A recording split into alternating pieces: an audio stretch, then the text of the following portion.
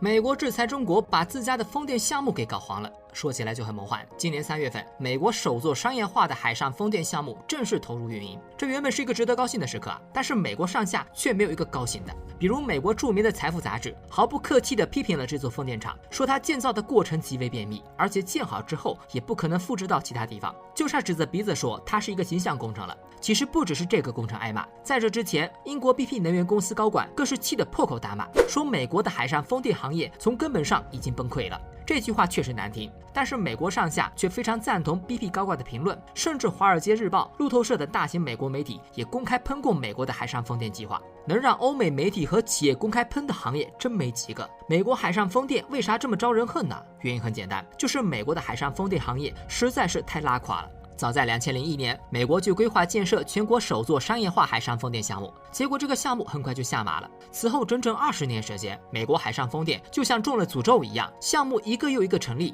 美国总统拜登甚至公开说过，我们将确保让海洋成为美国清洁能源的未来。然而，海上风能不仅没能成为美国能源的未来，反而一个又一个的项目接连失败。最让他们绝望的是，这些失败案例都像是模板印出来的一样，先来个大型规划，然后美国上下集体吹嘘，接着就是延期，最后被迫中断取消，如此循环从未改变。美国风电就像工业一样，你无论怎么扶持，它都像一个扶不起的阿斗，让美国上下都感到脸面无光。后来实在是拉垮的过分了，美国这才顶着压力强行建成首座风电场。老实说啊，这座风电场其实也没啥作用，因为它只有12台风力发电机，装机容量小得可怜呐，连中国平潭岛的规模都不到，更别说整个中国风电体量了。如果要评价一个全球最拉垮的风电国家，那么美国绝对占据榜首的位置。这就是为啥美国媒体和企业这么愤怒的原因了。但是他们再怎么愤怒也没用，因为这是美国自己作死做出来的，因为他们把中国风电企业给制裁了，然后把自己给害惨了。以前我们都说美国制裁中国，最终苦的都是美国普通人，有很多人不信啊。现在美国风电就是一个活生生的例子，到底是怎么回事呢？大家好，我是熊猫，今天咱们就来说说把自己搞残的美国风电。美国为什么心心念念要做海上风电项目呢？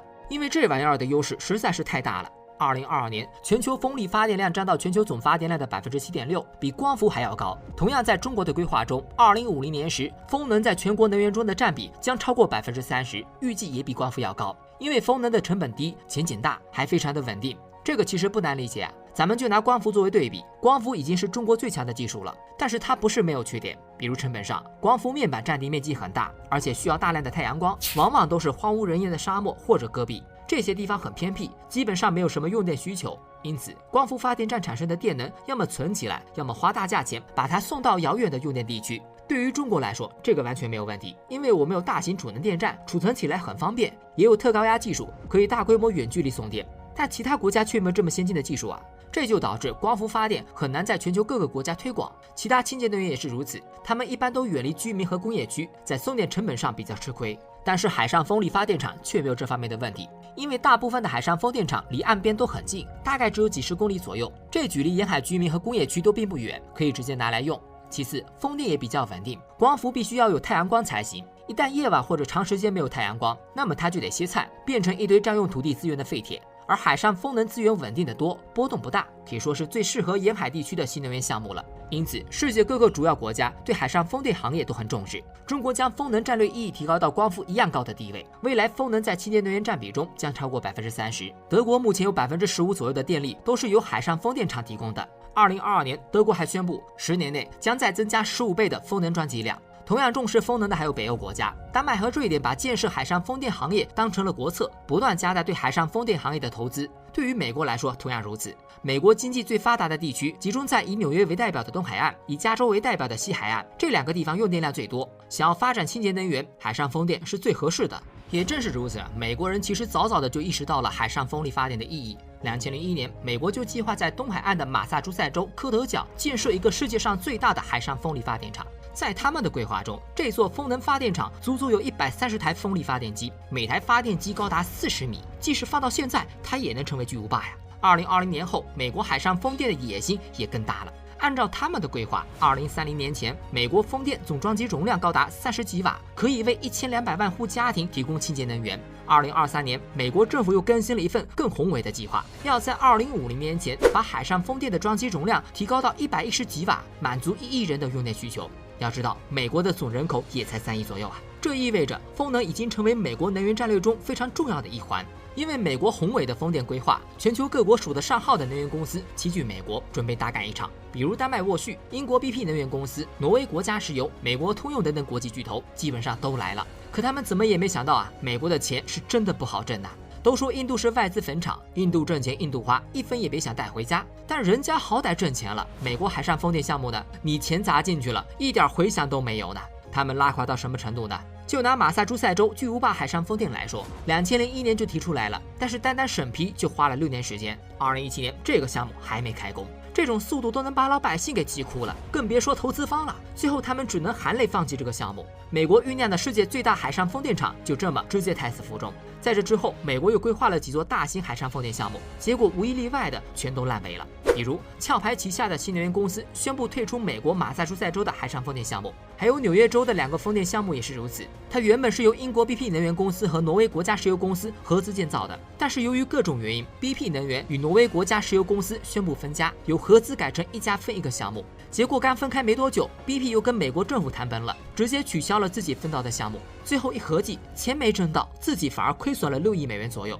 如果再把时间拉长一点，这20几年里，美国海上风电成功的项目竟然只有几家小小的试点场。比如第一座是在罗德岛州的一个风力发电试验点，它只有5台低功率风力发电机，根本没办法商业化。第二座是位于弗吉尼亚州的海边，它的规模更小，只有2台风电机组，同样只是给大家看的。因为海上风电项目速度慢得过分，很多国际能源巨头都受不了了，直接跑路了。根据不完全统计，2023年1年时间里，美国海上风电项目有9吉瓦的承购协议被取消，占比达到了1/3。也就是说啊，除了开头说的独苗外，美国海上风电项目几乎全军覆没了。你说美国上下能满意吗？更让他们崩溃的是啊，就算是这棵独苗，其实也差点烂尾了，能活下来都是侥幸。这个项目有多坑呢？它的承包商是丹麦沃旭能源，这家企业是全球最大的风能开发商，足迹遍布欧美各国，可以说啊，实力相当雄厚。但是2023年时，沃旭能源的首席执行官却公开炮轰美国，说美国风电项目是他们最痛苦的资产，他们宁可亏本，也要对持有的美国资产进行去风险化。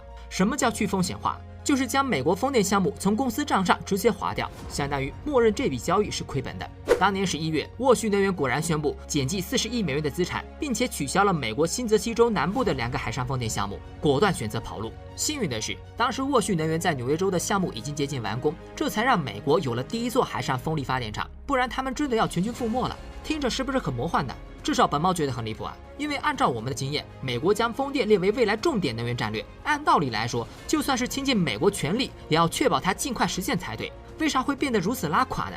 最大的原因就是成本。按照美国政府自己的估算，一个新的海上风电场的发电成本差不多是燃煤电厂的2倍，天然气发电厂的3倍，完全是一个亏本买卖。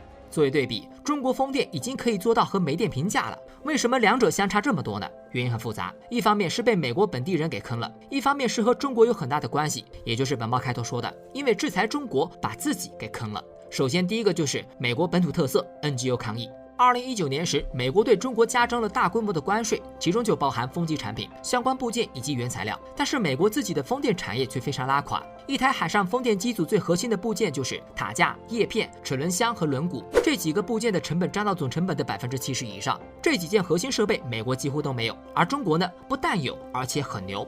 塔架市场份额第一的就是中国厂商，即使被美国制裁，中国企业依然占到了全球市场30%以上的份额。而美国呢，他们的第一家公司预计要到2025年才能开业。在叶片上，全球叶片市场份额第1名仍然是中国，单单中材叶片一家公司就占据了26%的全球市场份额，排名世界第一。在轮毂等风电铸件上，中国更强，全球80%以上的产能都集中在中国。在齿轮箱上，中国的南高齿和德国的采埃孚、威能级共同包揽了市场，美国还是只能依赖进口。中国风电设备价格低，质量好，几乎全球企业都在采购。你老美倒好，自家不行也就算了，还给中国设备增加关税。就这，你说你制裁中国，那不是自己找罪受吗？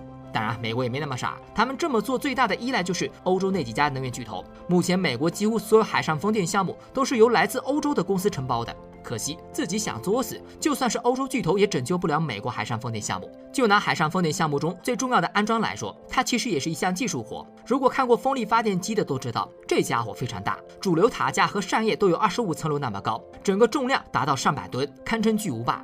如此大的设备要安装在海上，必须得要专业的船舶才行。这种船舶就是风电安装船。但是你敢信吗？整个美国连一艘风电安装船都没有，因为美国在1920年就通过了一个名为《琼斯法案》的法律。琼斯法案中规定，美国领海内的航运必须使用美国建造、美国人持有、美国人运营的船只。当时这个法案是为了扶持美国船舶设立的，可问题是现在都1个世纪过去了，美国的民用造船业早就没落了。2022年，美国下水的民用船只总吨位约为50万吨。作为对比，中国造船完工总量是3786万吨，美国连我们的零头都不到啊！如此拉胯的建造能力，怎么可能造出专业的风电安装船呢？没有风电安装船，美国海上风电项目就得歇菜。欧洲承包商非常着急，但是因为琼斯法案的存在，也只能忍了。最终迫于无奈，他们只能做2手准备，一个是向美国造船厂专门定制一艘风电安装船卡律布迪斯号，这个很显然不行，他们要是能行，早就造出来了。果然，欧洲企业下单后不久，美国造船厂就宣布延期竣工了。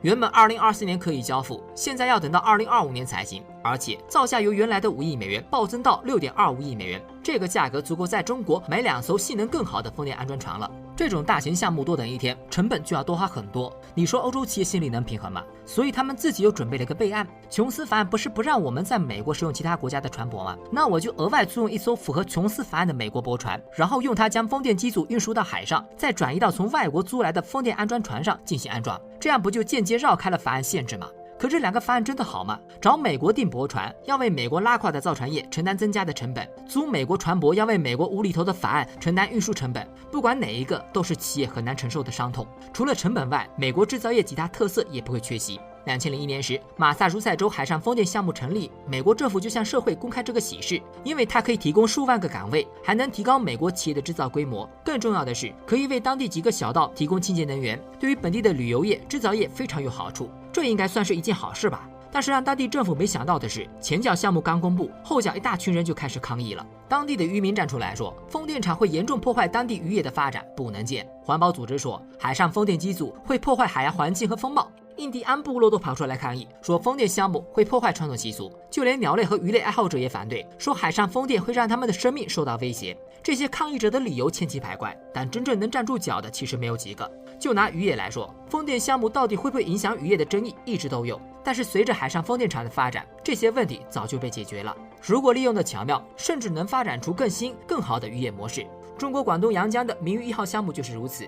风力发电厂的确会占用海洋面积，但是另一方面，由于发电机重量大，设计的合理，让它具备抵御17级超强台风的能力，那么再强的台风也不用担心了。以前海上养殖最怕遇到台风，一旦台风级别太高，渔民可能血本无归。如果在风电机组下方设置养殖网箱，那么这个问题迎刃而解。据统计，明鱼1号网箱养殖项目年产高达300吨海鱼，产值超过1800万元。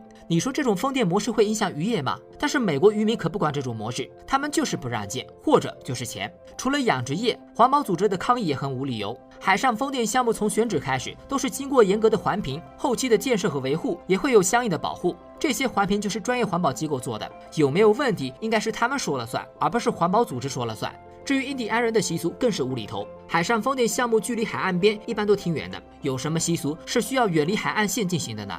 但不论开发商怎么解释，怎么出具报告和宣传，总有人带头抗议，甚至将开发商告上法院。总之一句话，不把开发商咬下块肉就不让建。